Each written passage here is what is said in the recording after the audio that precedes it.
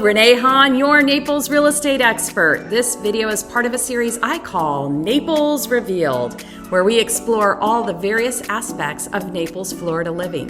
Be sure to subscribe below to keep up to date on new videos to help familiarize yourself with the Naples area.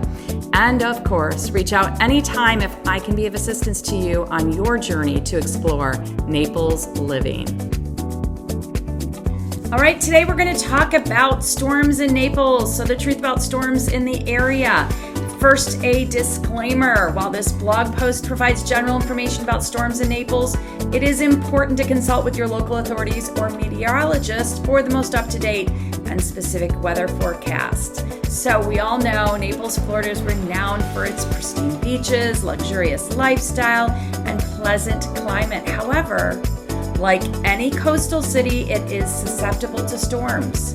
If you're considering a move to Naples, which I hope you are, it's such a beautiful area, understanding the types of storms you might encounter is crucial, or at least important. Tropical storms and hurricanes, let's start there. So the most significant weather events affecting our beautiful area of Naples are tropical storms and hurricanes. These storms form over warm ocean waters, warm ocean waters, and can bring heavy rainfall, strong winds, and some storm surge. Do you know what storm surge is? Say that fast 3 times, by the way. It's when there's a surplus of water that comes off of the big body and intrudes the otherwise dry space. So hurricane season officially runs from about June 1st to November 30th. However, it's important to keep in mind that hurricanes can sometimes form outside of this period. Mother Nature doesn't say, nope, sorry, it's after November 30th or before June 1st. You are not allowed in our area. I wish it was so. But they can occur outside that time frame, but they're probably going to be more periodically found within there. Now, keep in mind that one of the things I really like about the Naples area is it's somewhat insulated. So you've got Cuba, you've got the Bahamas, depending on which direction it's coming. You've got Marco Island. All of those kind of jut out a little further. And even Fort Myers, if you look at a map, comes out further into the Gulf, whereas Naples is nestled back. So again, we're not,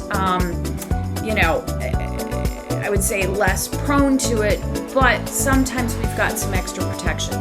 I digress for a moment.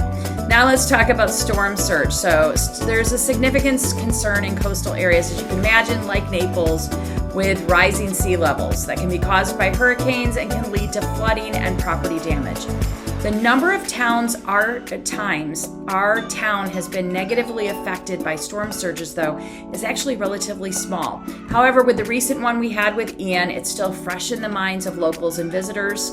The thing to keep in mind is if you count back, I think it was like 11 years before that, before there was even a major hurricane other than Irma. So Irma and Ian were close together, but 2 very different storms. Ian was more a water damage storm. Irma was more a wind storm, and we're going to talk about that in a minute. So that brings me to the next one. Wind damage. Strong winds can cause downed trees, power outages, and structural damage.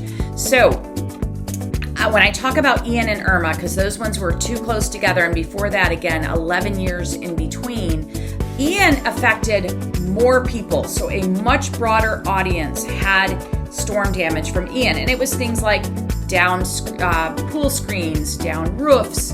But Ian affected a smaller population, but was devastating.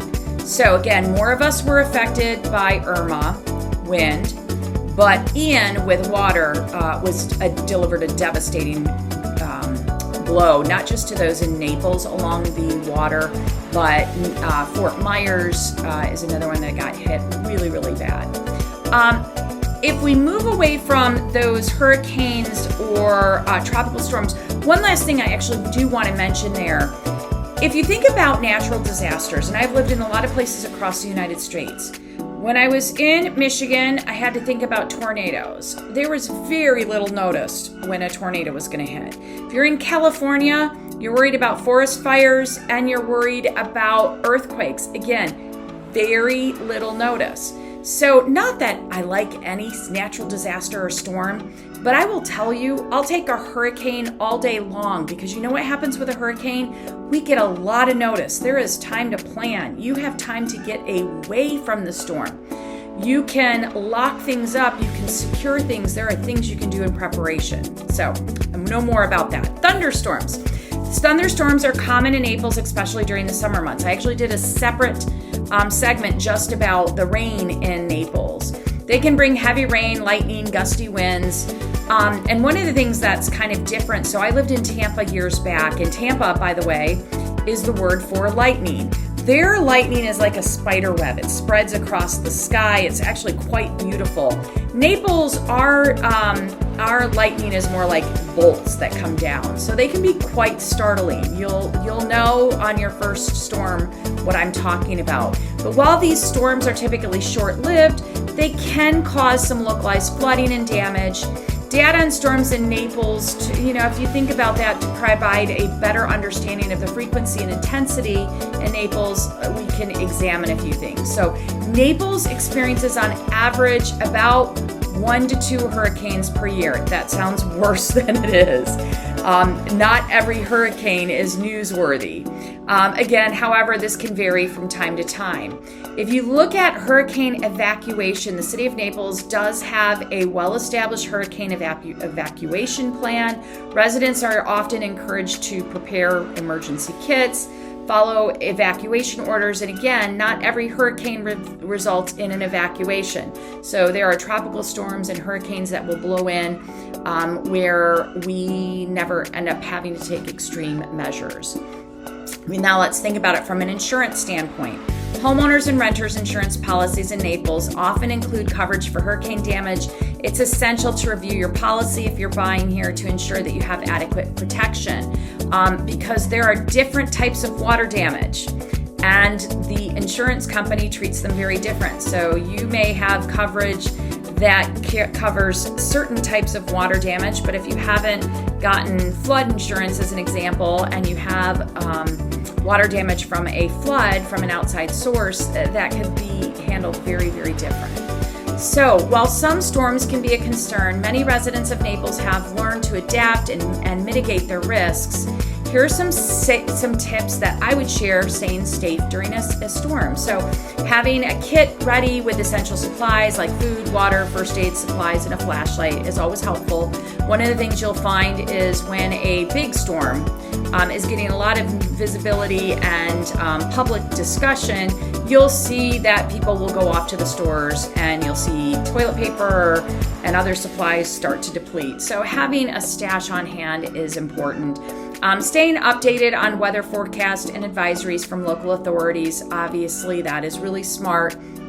Knowing your evacuation route and where you'll go in case of a mandatory evacuation, having a plan is important.